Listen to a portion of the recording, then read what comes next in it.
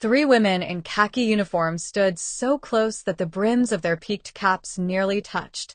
It wasn't a pose shot for some charity calendar. It was a blurry, candid snapped by a rookie on his phone the exact night everything changed. Their names were Emily Wright, Sophia Martin, and Liv Keller, patrol officers at the same quiet precinct in a small town upstate New York where winter dumped snow to the windowsills and summer turned the air thick with pine and mosquito repellent. Emily had come straight from the army.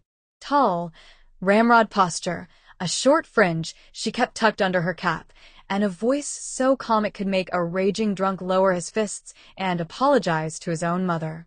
She almost never smiled. Smiling felt like an invitation she wasn't ready to extend. Sophia had been borrowed from narcotics as an interpreter, but a staffing crisis kept her on patrol longer than anyone expected. Long dark hair always wrenched into a severe ponytail, eyes the color of a rain-slicked street at night. She spoke softly, yet when she did the whole room leaned in. She could get a confession in 3 minutes flat without ever raising her voice. Liv had been transferred up from the city after she put 3 rounds center mass into an armed robber who'd already shot a clerk. 6 months later, she still slept with every light in the apartment blazing. Youngest of the 3, freckles across her nose like scattered cinnamon, a nervous habit of biting her lower lip until it bled. The guys on the range were terrified of her. She outshot the entire department and never missed what she aimed at. They collided the night the captain's 19-year-old daughter, Hannah, was carried in half-frozen from the railroad tracks with an empty pill bottle in her coat pocket. While the medics worked on her in the bay, the captain looked like a man watching his own heart stop. He locked the door to the briefing room and said, "Nobody goes home until we know why."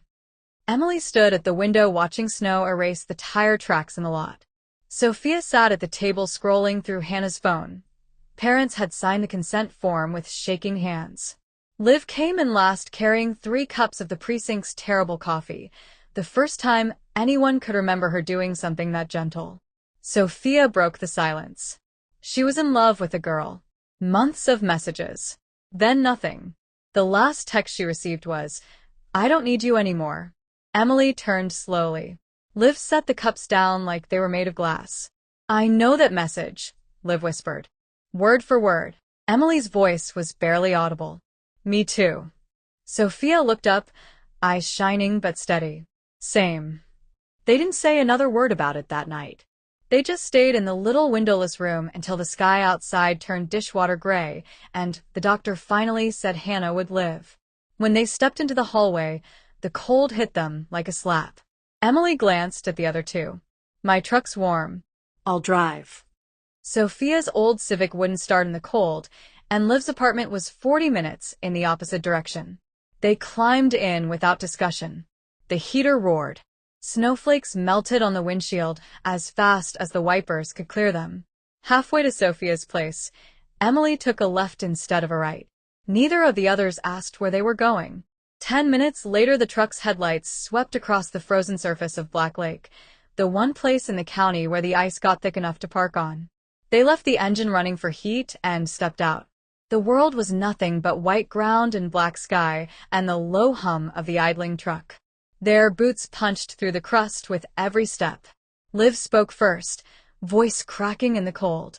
"I'm so tired of being afraid that one day someone will decide I'm not worth keeping." Sophia moved closer until their shoulders touched. Emily came up on Liv's other side. For a long time nobody said anything. They just breathed clouds into the night. Then Liv turned to Sophia, reached up, brushed a stray strand of hair from her cheek, and kissed her. Soft, tentative, almost asking permission. Sophia answered by sliding a gloved hand to the back of Liv's neck and kissing her back like a promise. When they parted, Emily hadn't moved. Liv faced her, eyes wide, breath trembling. Emily lifted her hand, slow enough that Liv could have stepped away. She didn't. Emily cupped Liv's cold cheek and kissed her too, deeper, hungrier, the kind of kiss that says I've been starving and didn't know it until right now. Liv made a small sound and kissed back, fingers curling into the front of Emily's uniform shirt. Sophia watched them for a heartbeat, then stepped in, pressing her forehead first to Liv's temple, then to Emily's. Three caps tilted together until the brims clicked softly. Snow collected on their lashes. None of them were crying. The air was simply too cold for tears. They stood like that until the truck's headlights began to dim from the idling. Only then did they climb back inside, cheeks red, lips swollen, hearts racing so hard they could feel each other's pulses through the thick fabric of their coats. Nothing was decided that night. No labels, no grand declarations.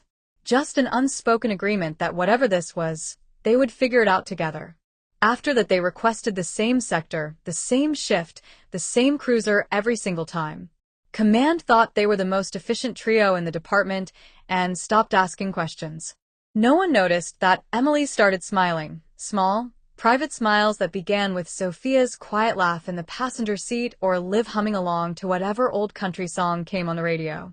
No one noticed that Sophia began wearing her hair down on days off, the dark waves brushing Emily's shoulder when they cooked spaghetti in Emily's tiny kitchen, or falling across Liv's chest when the three of them fell asleep on the couch watching movies they never finished.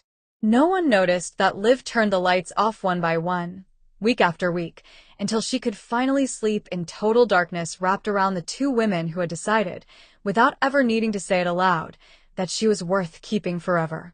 Years later, that blurry rookie photo ended up printed and framed on the wall outside the roll call room. Someone had written beneath it in Sharpie, "The Unbreakables." Rookies asked why the three best officers always took the same car, always sat at the same table in the diner at 3 a.m., always stood in that same tight circle with their heads bowed together before shift. Emily, Sophia, and Liv would exchange the smallest, secret smile and answer the only way they ever did. Because we're a team. Only the three of them knew that team was the safest word they had for something too large and too fragile to fit any other name. And every winter, no matter the weather or the call volume, they still drove out to Black Lake after the last shift before Christmas. They parked on the ice, left the engine running, and stood exactly where they had that first night, caps touching, breath mingling, hands linked beneath heavy gloves. The lake had frozen solid years ago, but the warmth between them never once has.